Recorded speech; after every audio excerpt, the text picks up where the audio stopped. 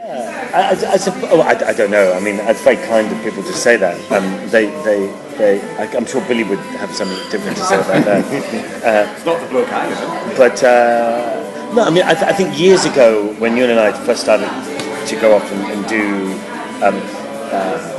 these trips, we went in because we were doing something for the BBC. We had to do a hostile environmental training course. Yeah. And they're fascinating things to do, and most journalists have to do it if they go to dodgy areas. And they teach you about landmines and where to hide behind a car if someone's shooting at you or whatever. And part of it, a big part of it was border crossings and police and how to deal with people and stuff like that. And I think you and I'd grown up in the film industry anyway. My father's a film director, directed films like Deliverance and Scarborough and all those kind of stuff. Zardos, the floating head, and men in nappies. And I think I always grew up with, there was always tons of people in the house. There was always somebody there. You come in having dossed around a motorbike in Ireland, and you sit down to lunch, and there'd be a ton of people on the table. And you think, who the fuck are all these people eating my food? And it turns out it was, Sean Connery would be sitting there, or John Voight, or Burt Reynolds, or somebody would be. So we were always entertaining, and I think that going on, and then to all that kind of stuff, to border crossings and stuff like that. You're taught that always get your helmet off very quickly, smile. Dedicated day to the border crossing, even if it only takes half an hour. Dedicated day, so that you're not frustrated by the fact that you've decided that you're going to go on more.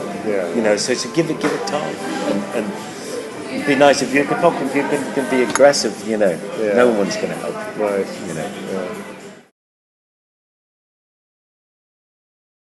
Yeah, I mean, one of the things, one of the lovely things, the reasons why we did Extreme Frontiers here in South Africa was and the idea of choosing one country to get to know was exactly that, to have a bit more time in a country.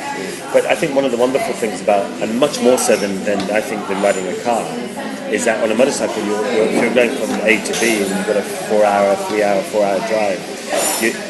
You put your helmet on and you ride, and it's just you, and it's lovely. It's a great. You have time to see the countryside. You have time to think.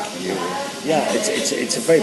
I think in a modern society now where we're so busy, those precious week or 2 weeks going off for your holiday or whatever, or your adventure.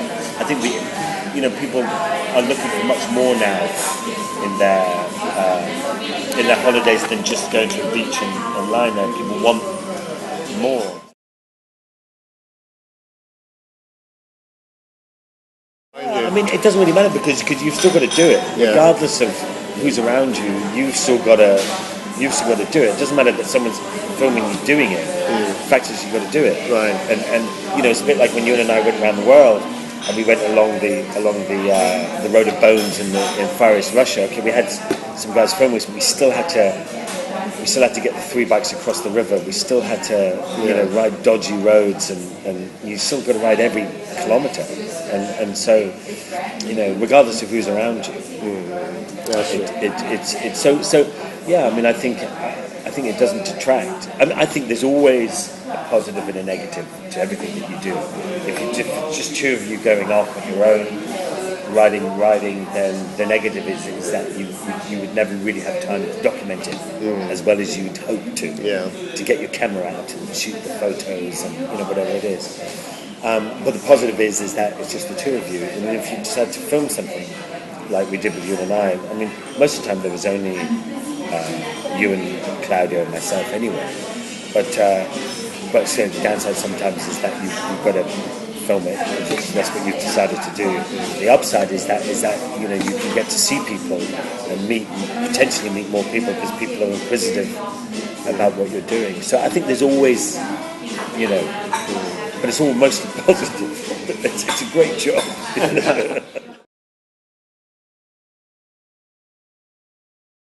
Motorbike. Really? Absolutely. I mean, because a motorbike, we all have to drive a car. We all have a license, to get around. But you choose to ride a motorcycle. it's a conscious choice. Yeah. And then, you know, when you're riding along, I think when you're riding on a motorbike and you arrive in a little village, you know, you're part of the environment.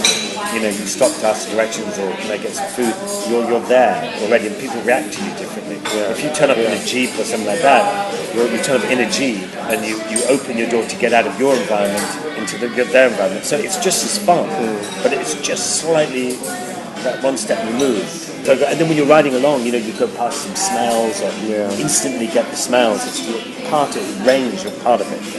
Whereas in a car, you know when you drive through a bonfire in a car with the smoke, it's only 100 meters down the road that you start to smell it. But but then it's not for everybody. And thank God, because otherwise, you know. When you flick the heated grips on the BMW have, which is great. And although you're inside your hands are warm, the whole rest of your body is freezing. But but the pluses and minuses.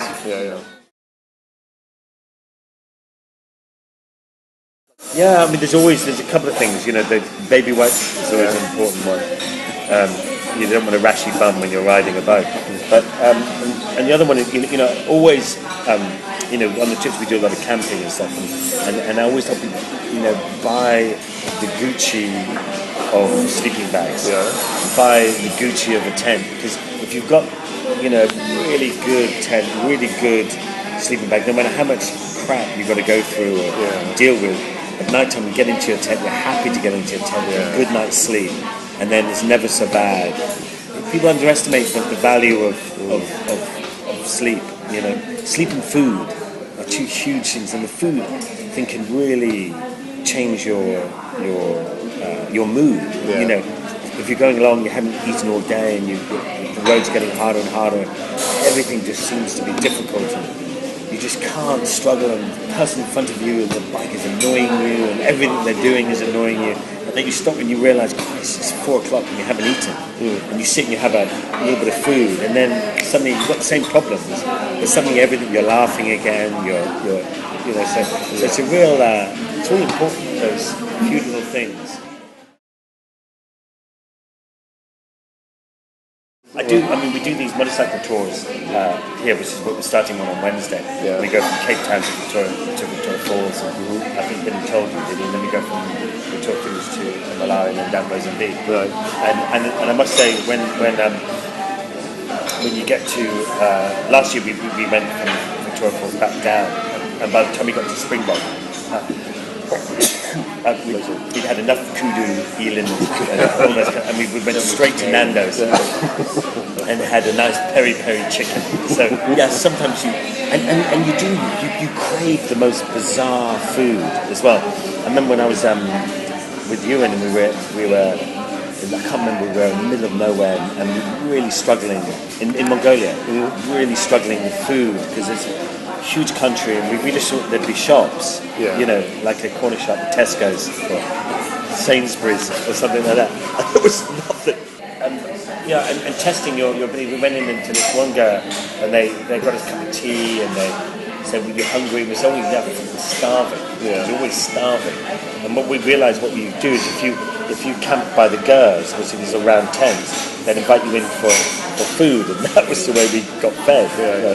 So we went into this one, and they said, "Yeah, we'd love a bit of food." And they knew it's just this grisly soup, but you know, just by the time you get so hungry, you don't really care. And anyway, opened up this cold, and there were 200 testicles bubbling away in this thing, and they just, anyway, they said, "We'd like a testicle," and with all the entrails were still on it, and we convinced them just to give us one each, and so Ewan ate his. He's not a gagger. He's quite happy to eat that kind of thing. He came to my town and I bit it. Anyway, so that was that. But you do appreciate, you know, when you get and you have these weird thoughts about food, and I always have this, and I don't really eat it very much, but I have this weird thing about I obsess about this bresaola, which is that Italian wind-dried beef. It's very thinly cut on a bed of roquette with balsamic and olive oil and shaved parmesan, and cracked pepper, and I think about that a lot, and I just obsess about it, you know. And then when I got home to London, you know, I just forgot about it. I just didn't bother. But every time I travel, that's what I think about. It's bizarre. Oh yeah, of course, yeah. Well, you know, it's Italian. Yeah. True. You know, biltong was designed to go out into the bush and gnaw on a piece of hard meat. You know, it's very different to Brazzala with bed of roquette and shaved parmesan. I eat a lot of biltong. A lot. I love it. There's a place where's that town where that motorcycle museum is? But there's a butcher there who does the most unbelievable biltong. He does this chili biltong, these little strips of chili biltong. But really, and he does this wind-dried bacon. So it looks like bacon you'd have for breakfast, but it's wind-dried and it is unbelievable. So I always stop there, get bags of it, and then carry on. Twitter, Facebook, Instagram. Big fan of Instagram at the moment. And I try to do something like on Extreme Frontiers we did here through Africa. If you go to the extremefrontiers.co.uk website, there's loads of little video clips. And every day I posted photos every day and little clips and comments. Yeah, I'm a big fan of all that. Social media. Cool. I've always travelled, even as a kid. My father made movies all around the world, and as children, we all, as a family, all went with him. Well, no, because my father would make a movie and we'd spend a year in that particular place. And you know, half the crew were always locals, and so it was as good as living in the country, and so that was something always very special. And you know, to make a film down in the South Pacific or South Carolina or Brazil, I spent 6 months in Rio and Belém and in the jungle making a movie there, and you know, so you really get to see the places. So I think because of that, I think I got that sense of wanderlust and travel. And then when I met Ewan, you know, we came up with this idea. I thought, wouldn't it be lovely to ride motorbikes around the world? But it's not something that happened overnight. It took you know, at least 2 years to sort of formulate the plan, and then you know, I couldn't afford to do it really. So then we got some book people involved, and they thought, oh yeah, no, that would make a good story, and then got a bit of money off them, and then we thought, oh well, if we're going to do it, we may as well document it as well, and it kind of sort of snowballed, and went from there really, and from long way round, I managed to do the Dakar Rally. And then long way down, and then you know, now I'm here talking to you. So yeah, it was a monumental sort of change for me, but tough to get it off the ground. Really hard to get it off the ground. But anything that you want hard enough, if you want it, you can. You know, to a degree you'll get it, but you've got to be prepared to work. I think they're very different. You know, I think all of them have. You know, I mean, heading over the Papua New Guinean islands when you know, riding a motorbike and people are hitting you with sticks and chucking stones at you is challenging, but challenging in a different way. I think, you know, the Dakar Rally is a race. It's the ultimate race if you're an on-road rider. It's a bit like if you're an on-road rider, the Ironman TT would be the, you know, the ultimate race. And I suppose that's the fun of it, is the challenge, you know. I don't think it's really relevant. I mean, I think my riding ability has improved over the years, but when you're going overland, it's not about a race. It's not about a thing. It's about travelling through and seeing and meeting people. And the thing about what makes travelling and that kind of thing so interesting is okay, you get to ride motorbikes in the most beautiful places, and you sit there sometimes thinking, God, that's stunning. But what's really interesting are the people that you meet along the way, and you find these people and you spend a little bit of time in their life. And that's what's really interesting. You walk away going, gee, I didn't know that, or I never knew you lived like that. Or I went to this orange farm here in South Africa. I just thought you just picked an orange up from the supermarket. Anyway, went to his pack. He had these trees and went to his packing thing. I couldn't believe how complicated and how much time consuming it is just to get an orange from his tree to a supermarket. It's incredible, and I just met him by chance because we had a flat tire and he helped us, and he said, "Oh, come look at my orange farm," and I was blown away. No, but I mean, you're all mates. I mean, you always, the important things as goes back to having your nice tent and your nice sleeping bag, or getting your own room if you're staying in a hotel. Now, staying in a hotel doesn't mean that they're really nice. They can be horrible, but that's your time, and that's how you get away. And then sitting on the motorbike, you get to sit for 2 or 3 hours in the day, and you're riding, and you have all the time in the world at that point. Think about what you want, and life is about tolerance as well, and about getting on with people, and if it gets hard, you can't bugger off. There's no time for people like that, but yeah, sure. Sometimes, and then what I love about these is that at the end of each of the trips, my family come and meet me, and then we always go. I sometimes backtrack where we came from. And I take them to my girls back to a few little places so they get the feeling of what I've done along the way. And that for me is my downtime, is having a little adventure straight afterwards with my kids and my wife. And they're all quite adventurous. My girls both ride, my wife and my girls all ride motorbikes. And so we go for a motorcycle all the day. Having just spent fucking weeks on motorbikes. Well, sometimes, when you're busy during the day and filming or traveling, it's not such a, you haven't got time. I think a lot of the time, sometimes you end up, once in a while you end up staying in a beautiful place. Now, and you stop and you put the tent up or you're staying in some hotel and there's this river and there's hippos there and there's a giraffe wandering past there or whatever, and you think, shit. My kids would love this, and then that's when you think about them and you think, damn, I miss them. But then that's for maybe 6 or 7 weeks at a time, or maybe 3 months at a time, or something like that.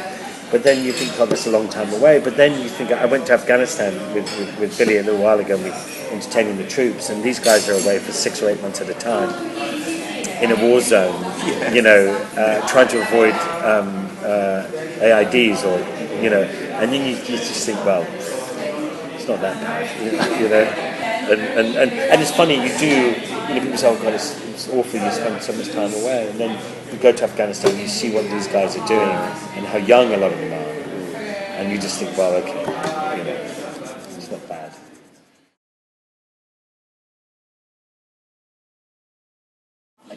To me, it doesn't really matter. It wouldn't change my experience if they're there or not. And I've done plenty of adventures with my kids and Ollie, and then plenty of adventures with friends and stuff like this. I mean, a lot of the reason my kids don't come along, and this one is because they're in school.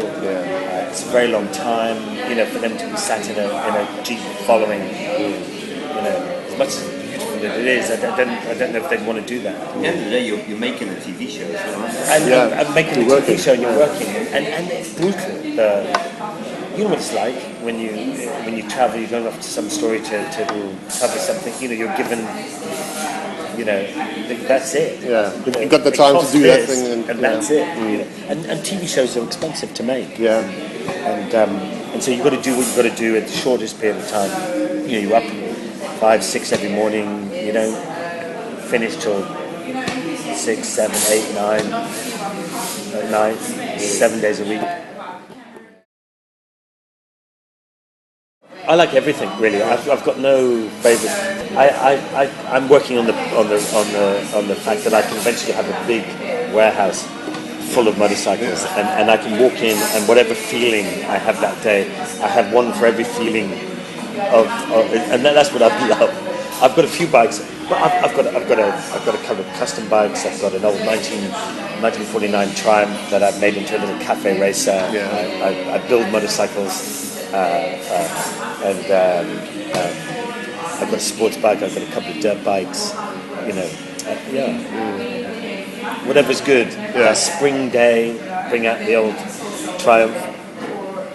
You've only got an 80% chance of coming back on it because the fucking thing breaks down all the time. But that's part of the challenge, you know. But I love that. I love that, and I've never been pigeonholed in one particular thing. I think so. I think we've always spoken about it. I think we both feel that there's no rush to do it, and we've got plenty of time. And but you know, they take their very long journeys, and they take if the journey's 4 months, there's 6 months and 10 months planning to do those kind of things to get them to work properly. And so it's just a matter of trying to sort of figure out the time. We've discussed it. We've always talked about it, and it's funny. And we're both so busy now. We both barely see each other because he rang me just at the beginning of the summer and he said, "Charlie, I'm coming to London for the summer." And I said, "Well, when are you coming?" He goes, "On whatever it was." And I said, "I'm leaving 2 days later to go and do a nice 8-week thing in Canada." So we were all over the place. He lives in LA now, so we don't see as much as we can, but we try to see each other as much as possible. But yeah, we've spoken about it. You have to just wait and see.